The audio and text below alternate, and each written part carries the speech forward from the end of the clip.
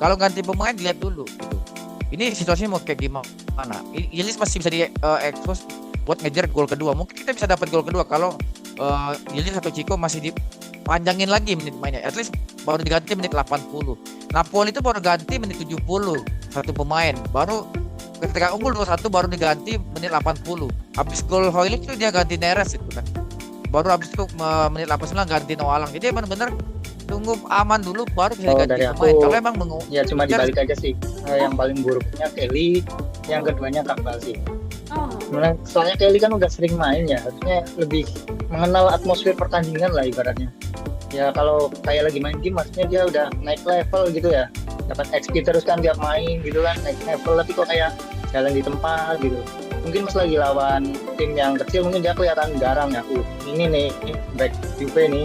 Tapi begitu ketika lawan tim gede dia kayak nggak pede atau mungkin drop atau gimana.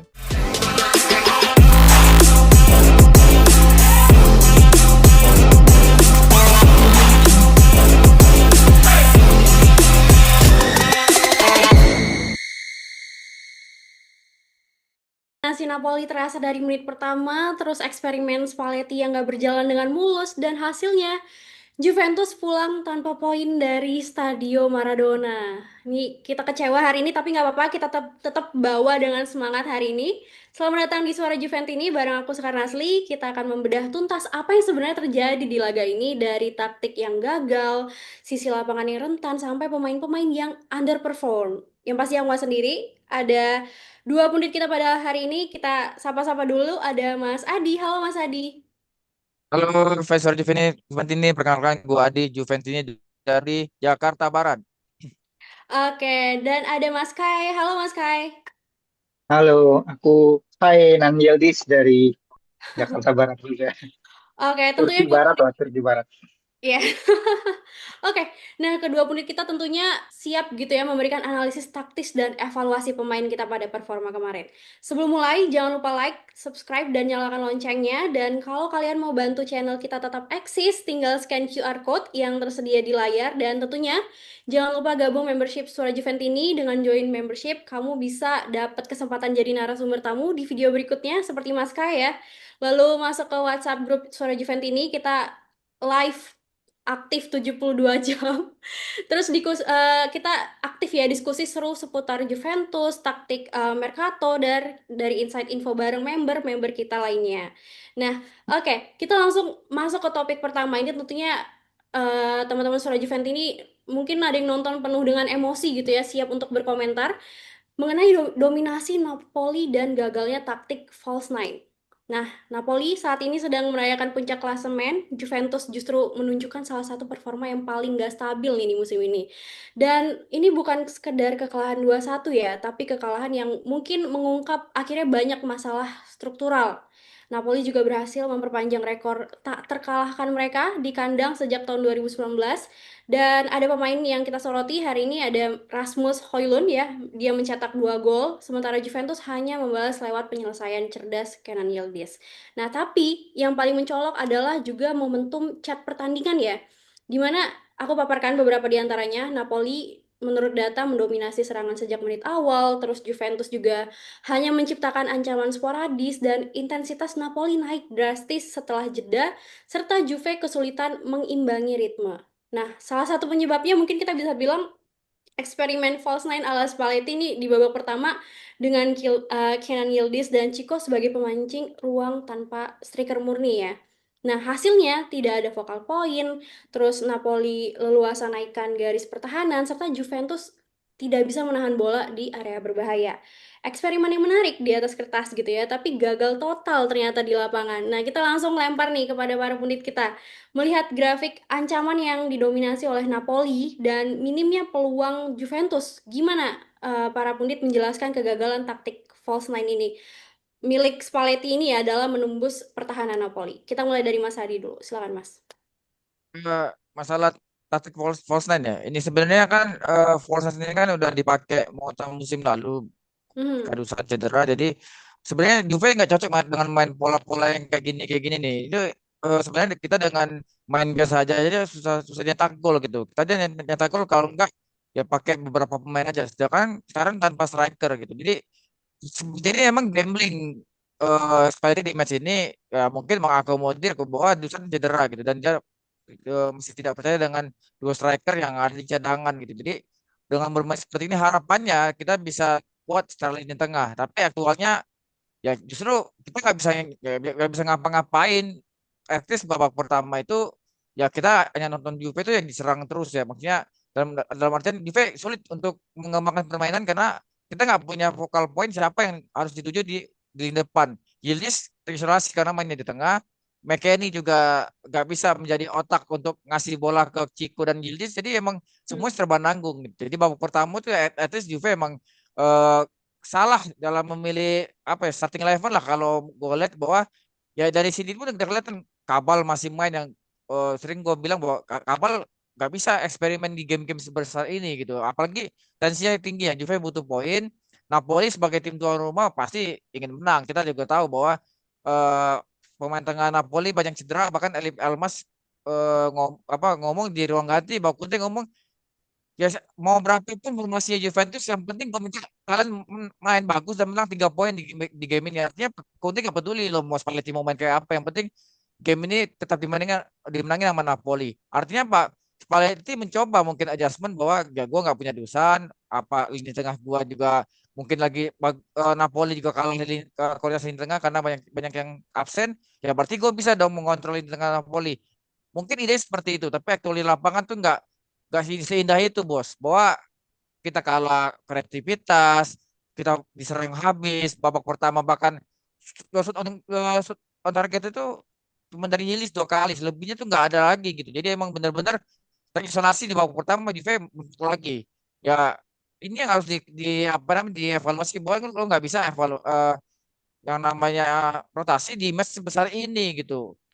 Kenapa nggak mainin McKennie terus David di depan dan Kambes main di kiri gitu. Jadi ini yang harusnya di starter kita yang beberapa game terakhir kita bisa dapat poin. Tapi di match ini malah dirombak gitu. Jadi emang sedikit Hmm. aneh. Dan babak kedua ini yang akhirnya Spalletti sadar bahwa gue kurang nih di depan. Masuklah David gantiin Kabal.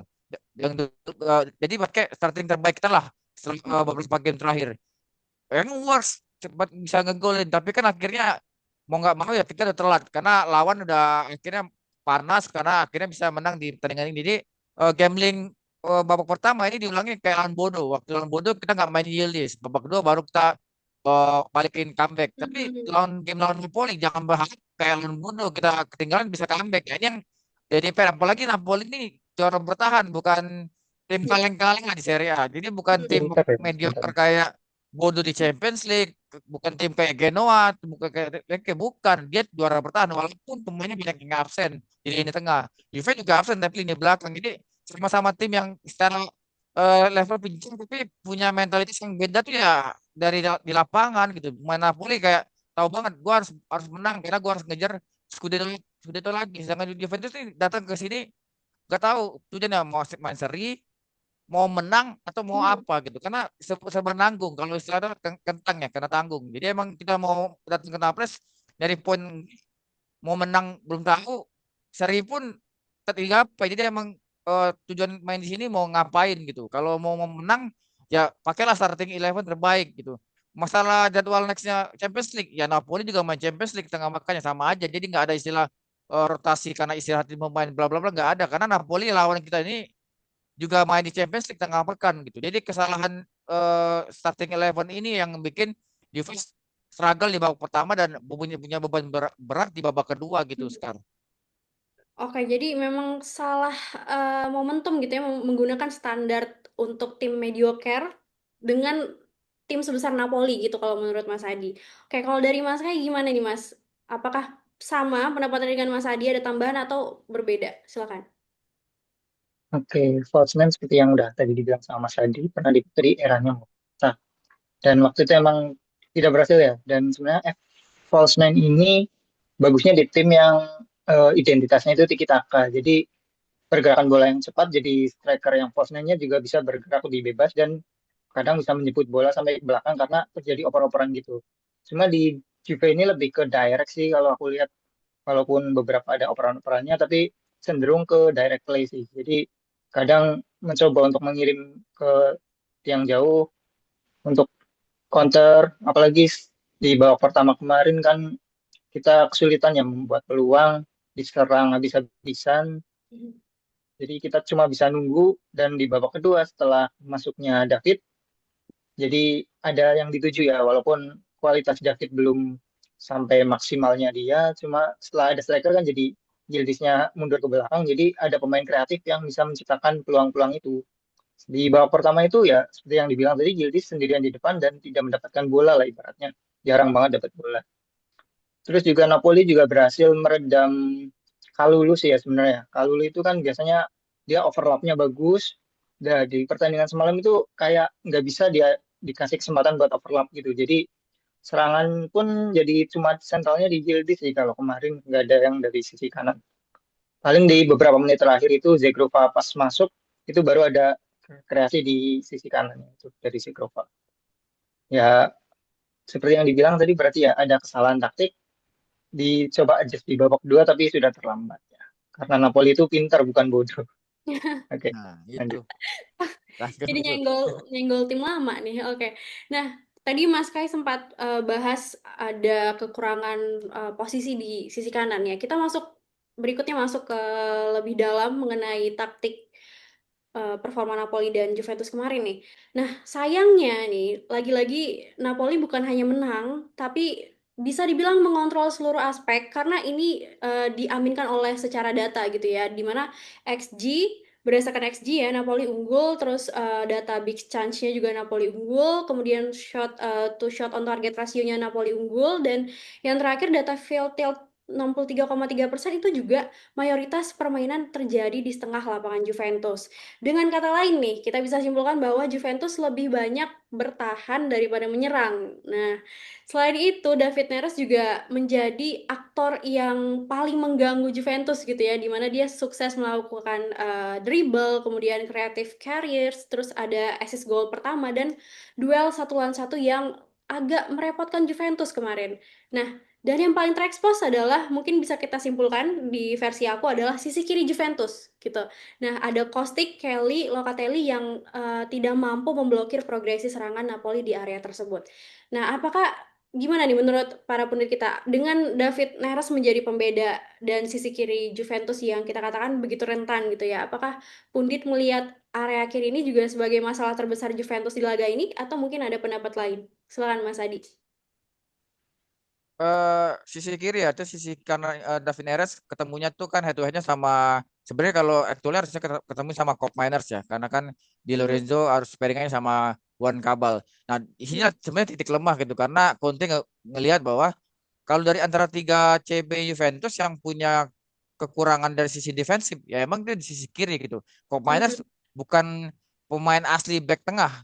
Ya, dia punya kemampuan untuk distribusi bola tapi bukan natural seorang center back. Jadi pasti punya sisi lemah lah yang dari sisi defensif itu. Juan Cabal kita tahu bahwa beberapa game terakhir tuh mainnya emang udah apa ya belum perform gitu. Jadi Mhm. sisi kiri ini yang diekspos sama Napoli di mana dia pakai dua pemain pakai David Neres sama Di Lorenzo gitu.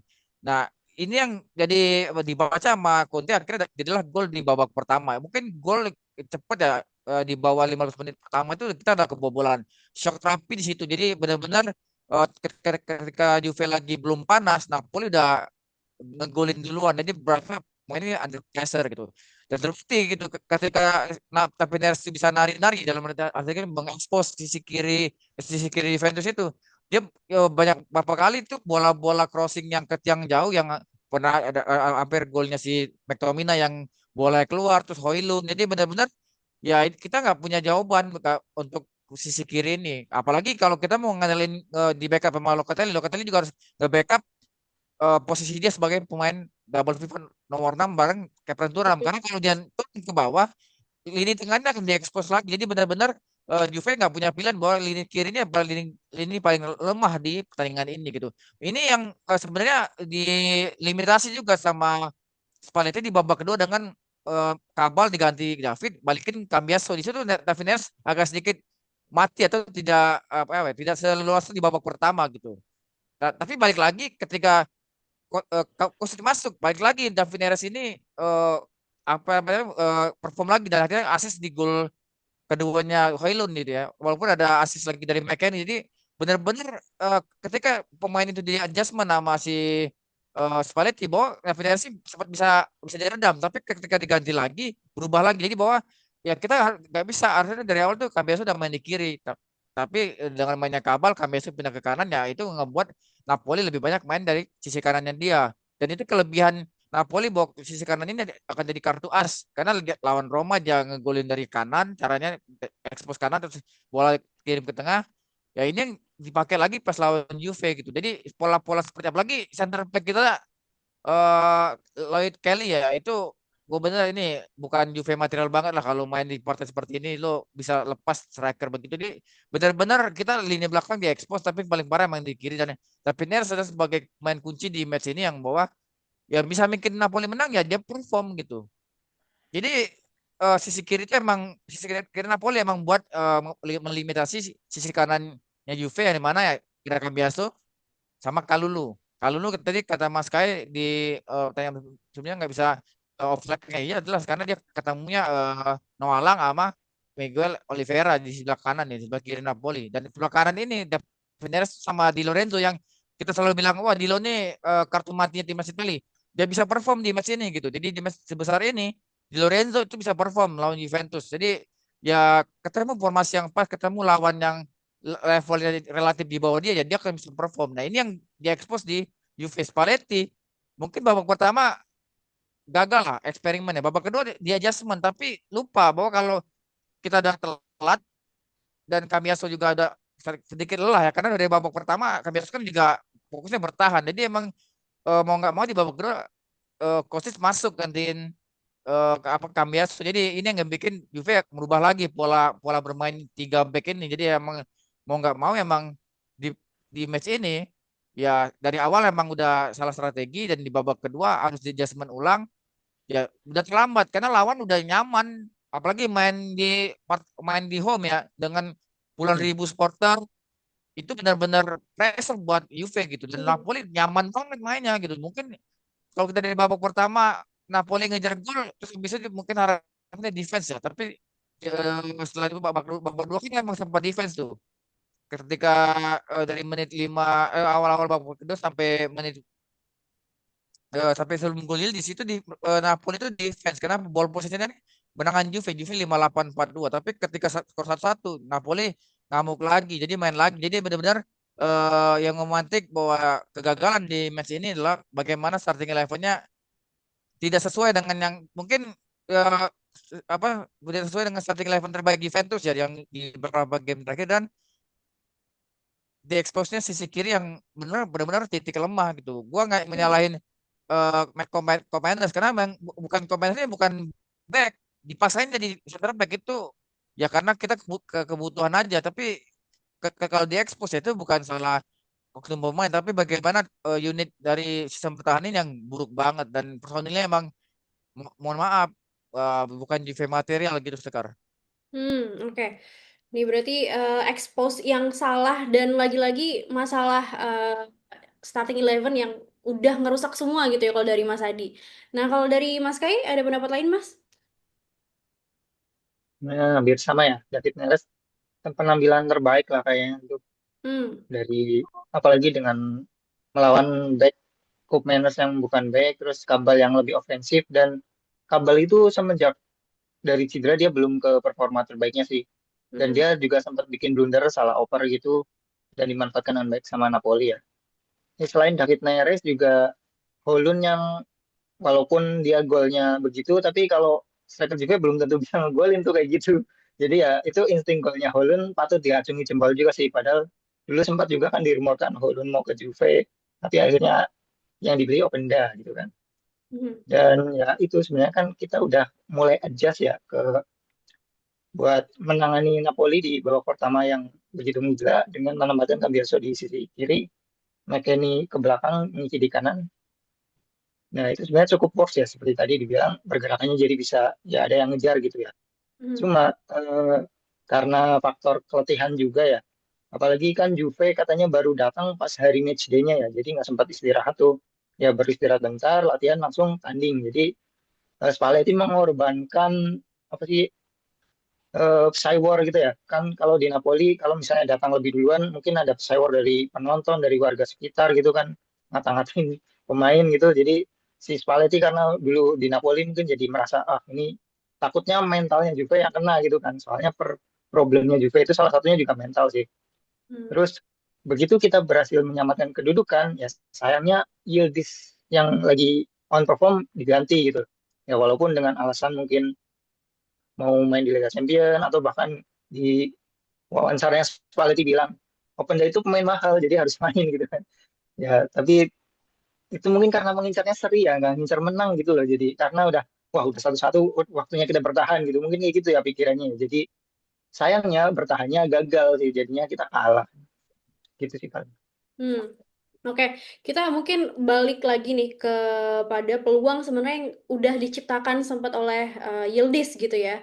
Nah, ada beberapa sumber juga mengatakan bahwa kenapa nih Juve nggak mengulang fast break goalnya dari Yildiz? Karena kita kalau udah berdasarkan data dulu nih ya, Napoli menekan dengan intensitas ekstrim di mana defensive action hate-nya itu 58,6 versus 41,6. Nah, PPDA-nya juga 9,6 versus 11,7. Ini cukup jauh ya kalau dari segi penekanan gitu. Nah, Juventus sebenarnya sempat memanfaatkan celah ini lewat gol Yildiz yang berasal dari fast break. Nah, namun setelah itu Spalletti sayangnya menarik Yildiz dan Chico lalu memasukkan Miretti dan akhirnya kita kehilangan dua outlet transisi gitu ya. Outlet transisi tercepat mereka. Nah, kalau menurut pundit kita nih, kenapa Juventus nggak terus memanfaatkan fast break ini seperti saat gol Yildiz? Dan apa kira-kira faktor utama yang membuat Juventus kesulitan keluar dari tekanan Napoli di babak kedua? Balik lagi ke Mas Adi, silakan Mas. Masalah gol Yildiz sebenarnya gol ini yang ngasih harapan bahwa Hmm, Napoli punya titik lemah ketika apa namanya ketika mereka lagi asik nyerang terus kita bola di blok sama Locatelli yang go tackle itu terus hmm, akhirnya counter attack terus akhirnya gol gitu. Nah, itu mungkin harapannya dengan skor 1-1 paling kita puas. Oke, artinya gue bisa ngisartin Chico terus juga Yildiz buat match selanjutnya. Tapi ingat, game itu nggak selesai di 50 menit. Game itu selesai di 90 menit.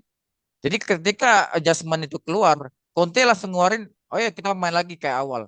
Ketika Juve mau mencoba counter, pemain yang unit tadi nggak ada. Jadi kita mainin Openda, mau misalnya Messi. Itu bukan pemain buat main bola-bola counter attack. Itu harus buat bola-bola yang main dengan Miretti ya. Kita harus buat bola-bola pendek, kontrol permainan. Sedangkan Juve butuh pass break gitu. Jadi emang mungkin harapannya dengan masukin Miretti, gue bisa ngontrolin di tengah nih dengan menang jumlah, bisa skor tetap 1-1, at least gak kalah di Naples.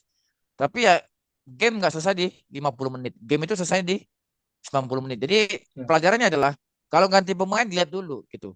Ini situasinya mau kayak gimana? Yelis masih bisa di expose buat ngejar gol kedua. Mungkin kita bisa dapat gol kedua kalau Yelis atau Chico masih dipanjangin lagi menit mainnya. At least baru diganti menit 80. Napoli itu baru ganti menit 70 satu pemain. Baru ketika unggul 2-1 baru diganti menit 80. Habis gol Hoylund itu dia ganti Neres itu kan. Baru habis itu menit 89 ganti Noalang. Jadi benar-benar tunggu aman dulu baru bisa diganti pemain. Kalau emang mengincar status hasil seri gitu. Tapi Spalletti langsung gambling langsung ganti.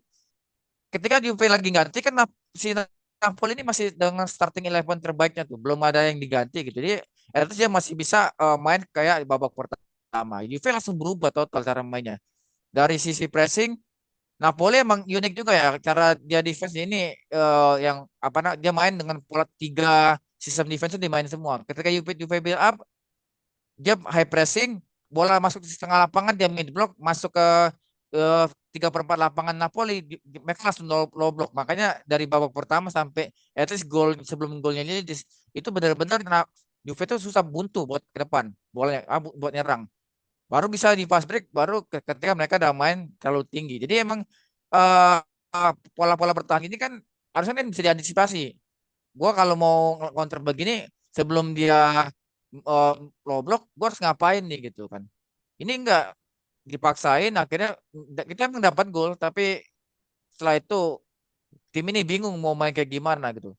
Akhirnya gambling lagi, masukin pemain lagi Zegrova di menit akhir. Jadi ya mainnya udah nggak jalan sebenarnya. Jadi kita nggak tahu ini Spalletti maksudnya after goal Yildiz ini mau mau gimana? Apa mau saving hasil seri atau emang Hmm. mencoba hal-hal yang baru, hal lagi yang unik babak kedua. Harapannya ya kita bisa dapat gol kedua dengan tanpa Yildiz dan Chico. Tapi eksperimen-eksperimen ini, adjustment-adjustment babak kedua ini ya nggak bisa membuat Juve hadap hasil minimal seri di game ini kita, karena emang Hmm. Conte tahu betul ya fisik pemain gue masih bagus, Juve-nya udah ngerubah pola mainnya sedikit lebih apa, mengganti pemain andalnya, ya berarti gue bisa ngegaspol kayak babak pertama, dan itu akhirnya dapat gol. Ketika pemain kayak McKennie yang jadi hero di gol, di asisnya, asis golnya Yildiz malah jadi Hmm. zero buat Juve karena Zero. asis ke Højlund di gol kedua. Jadi benar-benar tim udah kayak panik lah. Ya ini karena tadi Mas Kaya bilang bahwa Juve datang di ke Naples ini udah dekat hari H pertandingan, bukan biasanya H-1 karena akan misalnya itu diganggu tidurnya, biasanya ada petasan atau apa gitu. Jadi mungkin pressure ini yang beban ini terlalu besar buat Spalletti datang ke Naples sebagai pelatih yang bawa tim Napoli Scudetto ketiga, datang sebagai partai nostalgia bersama tim Juventus yang posisinya lagi up and down. Jadi emang dia punya beban mental, ditambah pemain-pemain ini banyak pemain muda. Apakah kuat menghadapi tekanan? Ya karena musim lalu juga kalah gitu. Musim lalu juga game seperti ini. Ya Mas, kayak kita Ya. unggul kalau Muani terus di comeback kan habis itu ya, karena pressure mental di Babak San kedua. Paulo berat banget. Dan kita udah pakai pelatih senior, pakai pelatih junior, hasilnya sama aja di Naples ini gitu. Jadi emang eh, kesalahan taktik kecil, mikro taktik aja kecil, kita akan merubah hasil. Yang eksperimen mengganti unit-unit yang untuk main direct, inilah yang akan yang hasilnya gitu. Gue nggak expect tiba-tiba Juve bisa kalah gara-gara blunder pemain sendiri. Tapi gue ngelihat adalah blunder dari pergantian pemain. Mungkin kita kok Ilis diganti di grup kan, ada kok Chico yang diganti, kan kita masih butuh buat counter attack, ada di grup Sergio Juventus. Jadi kalau bagi teman-teman yang nonton, silakan bergabung di grup member Sergio Juventus ini. Mungkin Mas Kais sebagai membership Sergio Juventus ini udah aktif ya, 7 kali 24 jam tuh ada semua, 7 hari 24 jam, pokoknya mau jam 00 jam 01 semuanya ada, silakan join membership. Nah, baik lagi ke ini bahwa ya ini yang kita nggak bisa dipakai sama Spalletti, bahwa gambling-gambling seperti ini di partai big match yang mungkin ya harapannya untuk next game jadi pelajaran bahwa lawan Napoli kita nggak bisa, taktiknya nggak matang. Ya even pemain Napoli adalah pemain yang juara musim lalu, tapi kita datang sebagai eh, pemain Juventus ya punya mental jiwa grinta final ini, ya nggak mungkin datang cuma untuk hasil seri gitu. Even hasil seri pun sebenarnya udah bagus buat kita yang di posisi di bawah, di luar empat besar. Tapi sebagai Juve ya hasil datang ke Naples menerima hasil kalah tuh ya tetap juga ya nggak pas lah di hati gitu. Karena kan apalagi hari Senin moodnya jelek gitu sebagai fans karena Juve kalah gitu ya. Gitu. Jadi lengkap banget nih udah Mas Adi unek-uneknya ya. Jadi aku baru tahu juga dan menarik ya, ternyata bukan hanya faktor teknik atau teknis gitu ya, tapi juga ada eksternal kayak tadi kedatangan yang sangat mendadak sehingga persiapannya kurang matang untuk menghadapi tim sebesar Napoli gitu ya, bukan tim-tim mediocre sebelumnya. Nah, dari Mas Kay mungkin ada yang mau ditambahkan dari analisis Mas Adi tentang Yildiz Ya. nih sebagai fans nomor satunya. Bukan Kylie, bukan Ya. fansnya Kylie ya. Nah, jadi ya seperti yang tadi dibilang, emang kita nggak tahu ya maunya gimana ya setelah golnya Yildiz. Ya harapannya sih bisa nahan atau nambah satu dulu sebelum kita main bertahan gitu ya. Tapi ya, ya sebenarnya kita bertahan tapi sambil nyari peluang seperti golnya Yildiz itu kan bagus ya, misalnya kalau berhasil ya. Cuma sayangnya karena terburu-buru melakukan pergantian pemain, si Conte-nya juga lebih sabar, dia udah tahu, mungkin dia karena pernah melatih juga udah tahu lah mungkin ada standarnya kayak gini kayak gininya. Nah, sementara Spalletti mungkin udah, karena udah lama banget ya nggak megang Napoli, jadi udah lupa kali Napoli kayak gimana stylenya sekarang. Paling yang diingat cuma Dilo tuh, Di Lorenzo yang sempat mau diambil juga kan, tapi dihalangi sama Conte itu rebutan tuh udah pelatih itu. Ya harapannya sih bisa diperbaiki lah di pertandingan selanjutnya. Kalau mau eksperimen jangan di partai yang besar. Mungkin kalau lawan tim yang kecil gitu mungkin bisa lah eksperimen, ketika eksperimennya gagal langsung dibalikin ke performa apa, ke formasi awalnya, formasi winning eleven-nya. Gitu aja sih. Oke, nah gitu ya. Ini sering kali mungkin udah 2 kali bawaannya eksperimen mulu nih pelatih baru kita. Oke, nah kita tadi mungkin ada beberapa dari Mas Adi ataupun Mas Kai menyebut spesifik pemain-pemain gitu ya, mengevaluasi, memberikan raport merah gitu ya. Sayangnya nggak ada raport dengan nilai yang bagus gitu. Nah kita masuk ke evaluasi pemain Juventus yang hampir semuanya menurut rating itu underperform nih. Nah, dalam laga ini, sayangnya hampir seluruh pemain Juventus tampil di bawah standar.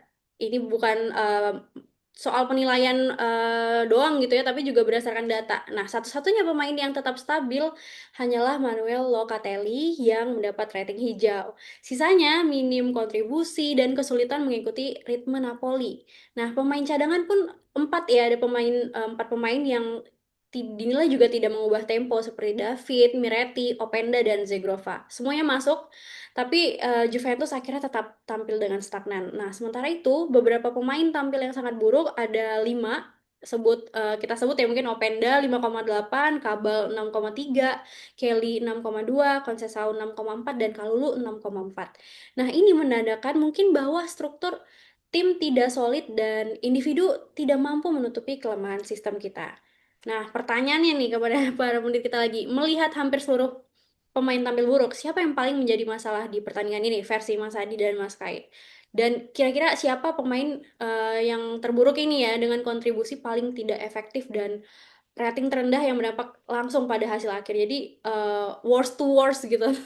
Silakan Mas Adi. Ya kalau dari dampak dari apa underperform ya, gue pasti menyorotin Kabal yang pertama gitu kan, karena Hmm. lu 45 menit pertama itu bener-bener ya apa Juve tuh ya dikirinya diobok-obok lah, istilahnya diobok-obok bahwa ya lu nggak bisa apa jagain tadi David Neres, dan itu kan jadi gol pertama Hmm. Napoli itu kejadiannya di sisi dia gitu. Jadi emang bener-bener Juve langsung ketika dia gagal memarking pemain lawan, efeknya kebobolan gitu. Dan tentu pemain buruk lagi Lloyd Kelly, 2 gol Højlund itu karena dia nggak marking Højlund di kotak penalti itu, gue nggak ngerti nih back gue bisa back begini masih main di Juventus gitu kan. Jadi 2 gol ini bener-bener sebenarnya gol sederhana sih kalau buat striker itu, kalau Dusan Vlahovic ya itu ya kemungkinan masih golin lah kalau bola-bola kayak gitu, karena backnya emang bener-bener parah gitu nih, gue bilang nih dia sampai cuman ngelihat doang 2 kali gitu, ngelihat bola tapi nggak lihat Højlund yang di belakang dia gitu. Jadi bener-bener ya miss darah marking dia bahwa jelek banget di match ini.